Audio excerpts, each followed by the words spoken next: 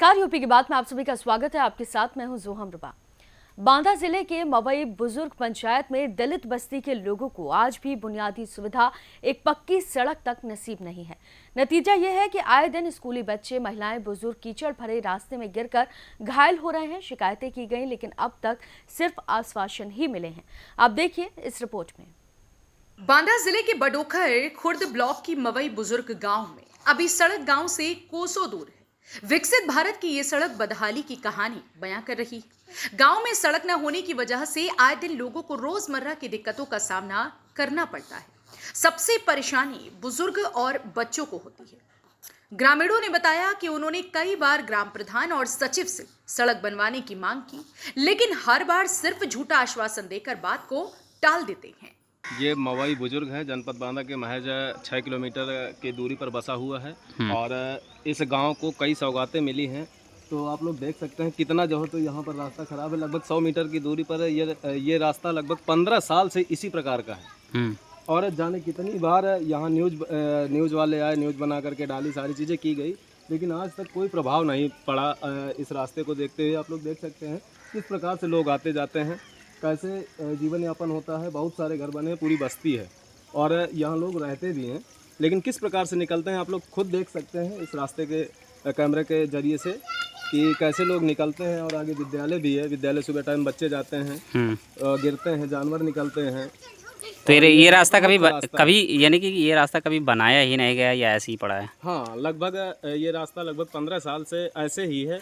वजह क्या है? क्या प्रधान या सचिव बनाना नहीं चाहते? क्या कहते हैं आखिर? वजह यही है कि जैसे कि सुनने को मिलता है कि प्रधान कहते हैं कि हम इस साइड के मतलब प्रधान ही नहीं है, इस साइड से हमें वोट नहीं मिलता है या फिर कुछ नहीं होता है, ऐसा कुछ करके मतलब वो अपना पल्लू झाड़ लेते हैं और यहाँ कोई देखने तक के लिए तैयार नहीं है, सुनने तक के लिए तैयार नहीं है। और बहुत से ग्रामीण यहाँ परेशान हैं और सैकड़ों घर यहाँ बने हुए हैं, सैकड़ों आदमी यहाँ से पर डे निकलता है और जानवर भी निकलते हैं और आहत भी होते हैं, गिरते भी हैं, लेकिन फ़िलहाल निकलना तो पड़ेगा ही, जीवन यापन तो करना ही पड़ेगा। बच्चे भी निकलते हैं सुबह सुबह, तो कहीं इधर से घूम करके जाते हैं, इधर से भी। अच्छा, किस तरह की मांग करते हैं आप लोग? हम लोग बस यही मांग करते हैं कि ये रास्ता अगर सुधर जाए तो बहुत ही मेहरबानी होगी प्रधान जी और सचिव साहब की। समस्या क्या देख रहे हो, शाम और सुबह, दिन और दोपहर में रास्ते में देखो कितना कीचड़ और गंदगी हो जाती है, चलने में दिक्कत होती है। यहाँ के आगे और स्कूल है तो बच्चे भी सुबह निकलते हैं, उन्हें भी निकलने में दिक्कत परेशानियों से गुजरना पड़ता है। अच्छा, लगभग ये रास्ता कब से खराब है?